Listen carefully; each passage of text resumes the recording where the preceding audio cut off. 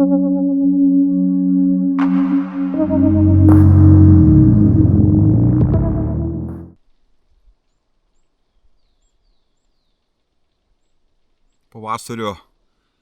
pirmoji diena, kalendorinė pavasario diena.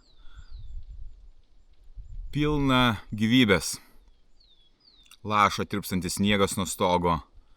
Paukštelių krūvos aplink atrodo, kad jie išlindo iš kažkur iš po žemių ir džiaugiasi tuo pavasariu, nes atsiveria žolė, kur galėsite ten sėklyčių kažkokių susirasti. Ir vyksta pokytis, pavasarinis pokytis, kaip ir kiekvienais metais. Kaip vyksta rudenį pokytis, taip vyksta pavasarį, žiemą, vasarą, visur yra pokyčiai. Aš juos priimu natūraliai tos pokyčius, kurie vyksta aplinkui mane. Bet pokyčiai mano gyvenime, jie nevyko labai natūraliai.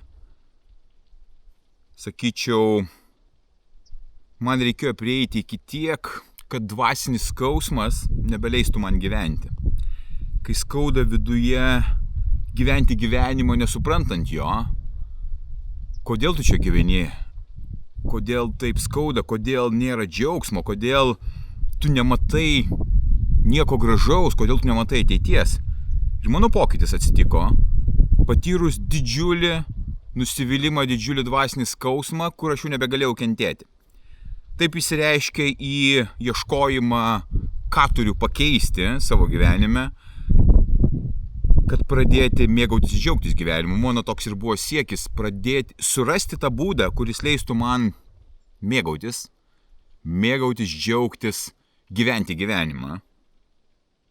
Gamta natūraliai jinai atveda tos pokyčius ir natūraliai viskas vyksta. Kažkas nunyksta, kažkas naujo atauga.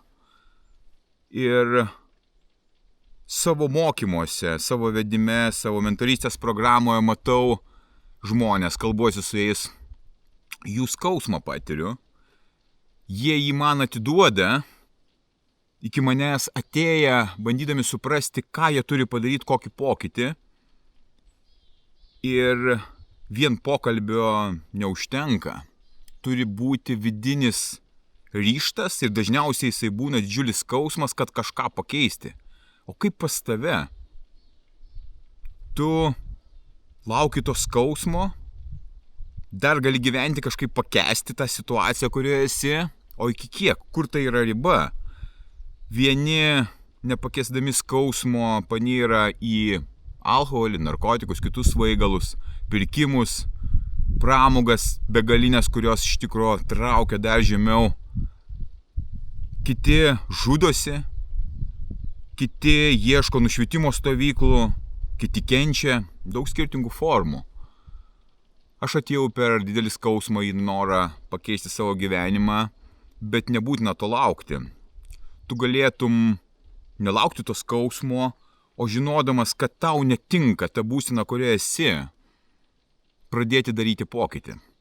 Tai yra sąmoningas suvokimas, bet jeigu sąmonė yra žema, tada nėra kaip net iki to ateiti, tu nesupranti, nes aš matau, kaip žmonės nesupranta, kai kalbame su jais apie jų situaciją ir toks jausmas, kad jie laukia ir turbūt ir tu lauki, kol kažkas pasikeis savaime, gal praeis ta situacija, gal tas žmogus, su kuriuo tu gyveni, kuris tavęs nekenčia ir kurio tu nekenti, kažkaip pasikeis ir staiga vėl ta draugystė pasidarys graži.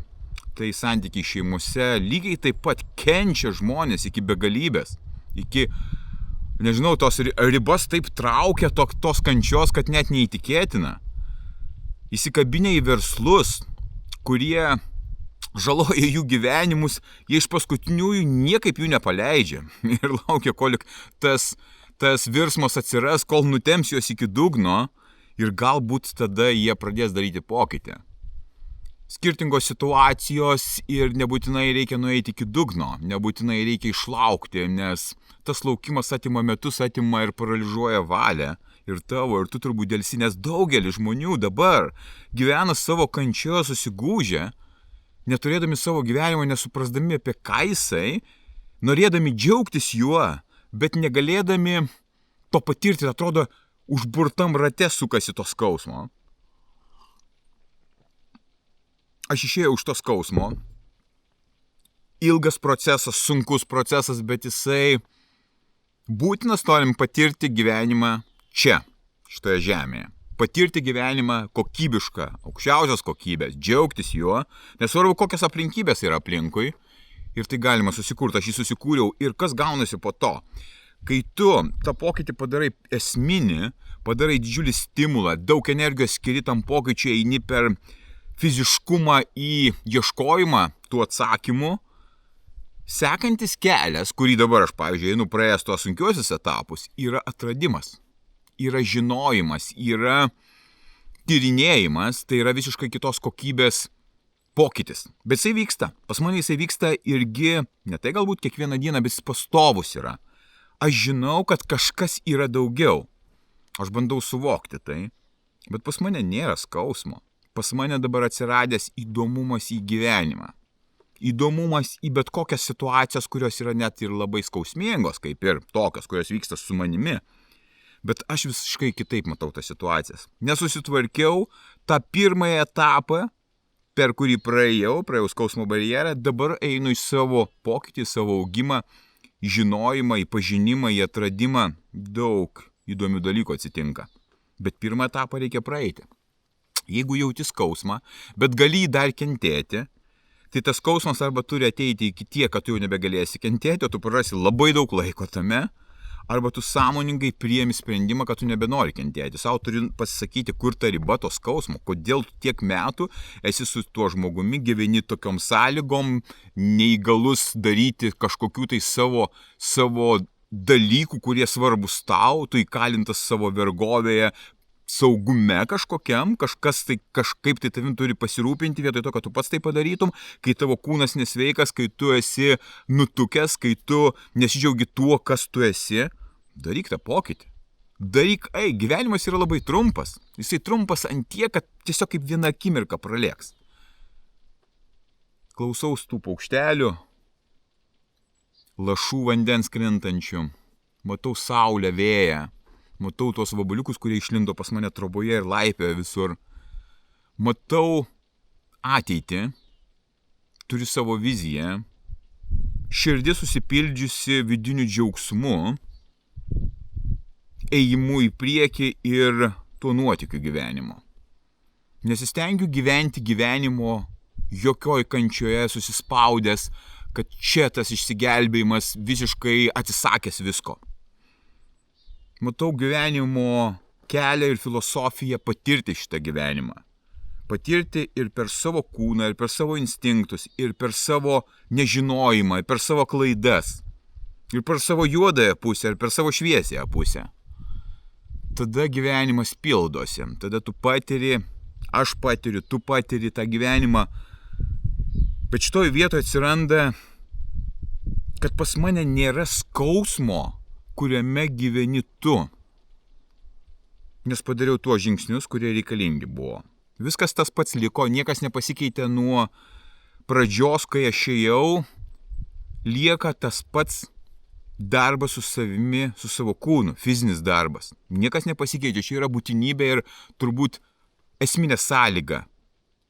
Turėti sveiką kūną, stengtis dėl jo, rūpintis, sportuoti, dirbti fizinį darbą, būti kažkame, kas yra tikra. Ir labai aiškiai matau per tuos kelis metus, kur darau savo pokytį, kad skaitmeninis pasaulis, į kurį įtraukti žmonės, jisai dabar labiausiai žaloja tavo sprendimus, jisai riboja tavo apsisprendimą pakeisti savo gyvenimą, jisai kaip ir stabdo ir užblokuoja tave nuo pokyčio. Nes tarkim, būnant su kažkokiu tai skauduliu, netgi ir šitam realiam pasaulyje, yra ir ateina sprendimai. Ir jie nėra mano pokalbyje. Jie nėra kažkokio kito žmogaus pokalbė, ar ten kažkokio tai specialisto, ar kažko, kaip tu ieškaisi, o yra viduje. Mes kiekvienas turim savo atsakymus. Kiekvienas. Tai, ką aš šneku, nebūtinai tau tinka, bet principai. Kad tu turi ieškoti savo gyvenimo, daryti savo žingsnius, daryti savo klaidas, nebijoti prarasti. Aš praradau, bet aš atradau. Tai, kas man buvo jau nebereikalinga, aš turėjau prarasti. Bet aš patyriau ir patiriu tai, ką praradęs, dabar naujo, kažką naujo. O tas kažkas naujo mane veda tolyn ir atveria naujas galimybės. Tu nematai tų galimybių, nes nežengi tų žingsnių. Tu bijai to pokyčio. Tu bijai to skausmo, kurį patirsi per pokytį. Nebijok to skausmo. Kaip ir pavasarį viskas bunda, sušalę, sproksta lapai, žiedai, taip ir tavo gyvenime. Tas pats atsitiks. Skausminga, nepatogu, bet būtina, jeigu nori būti laisvas žmogus šitame pasaulyje, patirti jį, pasidžiaugti juo ir gyventi gyvenimą, kurį aš vadinu gyvenimu. Būk stiprus.